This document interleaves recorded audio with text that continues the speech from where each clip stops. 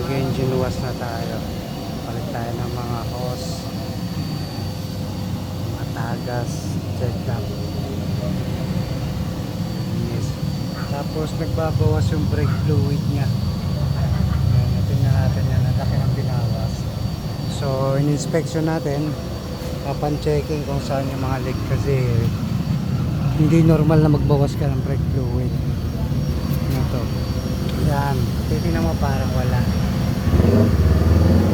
Maninipis na yung brake pads. Kasi ito, pag binuksan mo, yan na yan ang brake fluid. Ayun. Lalo na pag manipis na yung brake pads, ay brake shoe, ano na yan eh, lalabas na ng konti yung piston.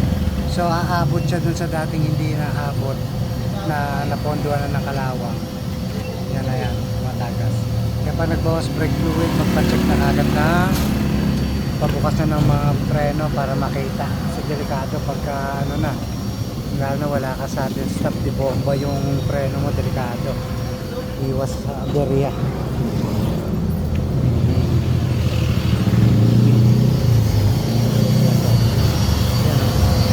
Ano ang kahalatan? Ganito nakadumi oh. Boss, wait nga lang. Parang may nararamdaman lang ako hindi maganda eh. May nararamdaman ako hindi maganda.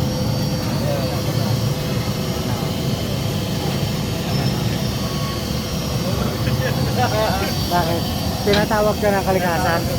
Sige lang. Basang-basa oh. Ayan, basang-basa. So madulas na yan oh. Nadulas na kasi nga basang-basa rin doon. Buti kumakawit pa ng preno yan. Medyo umi-skid na yan. Pag namreno ka na matulin ka, yan yung tinatawag na parang akala mo may kabig.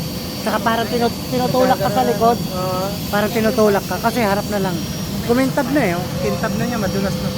Madulas kasi yan. Ganyan. Kaya napakahalaga na nagpapacheck talaga.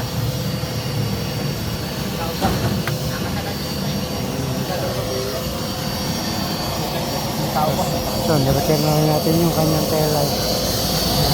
Mga naputol na yung mga ano. Naputol na yung lock kaya nakasiwang yung bumbilya. So, palit tayo ng ano, ng shifter stick bushing. So,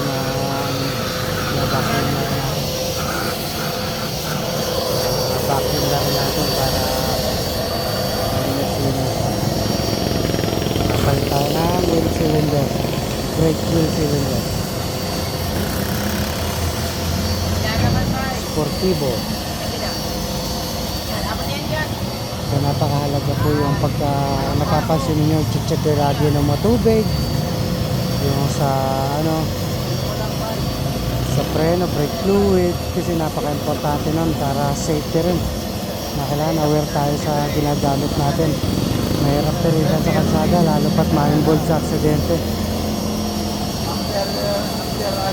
Buti naagapan. Wala naman tong complaint sa ano eh, sa preno niya dahil siguro nakakasanayan ng gano'n. Eh ganyan nakalakas yung tagas. Basang-basa na. Hindi na namamalayan. Harapan na lang. Kaya ang problema pag paubos yung brake fluid, ultimong harap mahirapan na kumapit. So napakabot eh.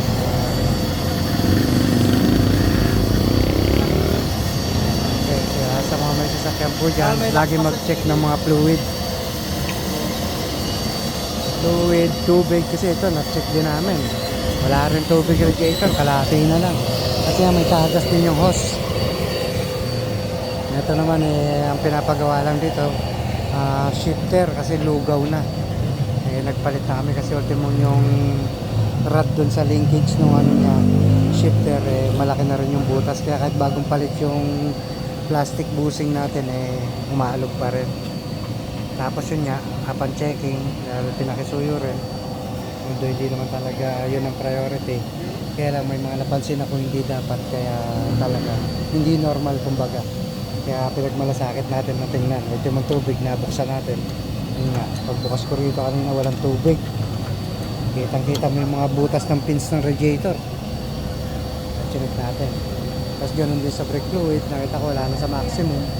Tapos madumi na yung brake fluid. Kaya ito i-drain ko rin to. Papalitan ko na rin to. Yan. No? Tingnan nyo yung ano. Hindi na yan brake fluid eh. Kalawang na yan eh.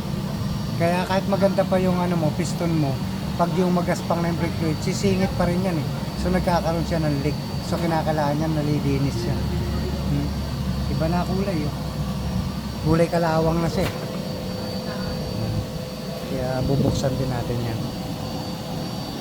So ayan po muna for the meantime. Nais ko lang ipaalala sa mga may service na kinakailangan pamalagiin na nagche-check tayo or nagpapacheck tayo para may iwasan natin yung masiraan sa kalsada. Ano pa? Continuous na nagagamit natin na may kaayusan yung mga service natin. Napakahalaga talaga. Para i-maintain natin yung mga ginagamit natin sa sakyan.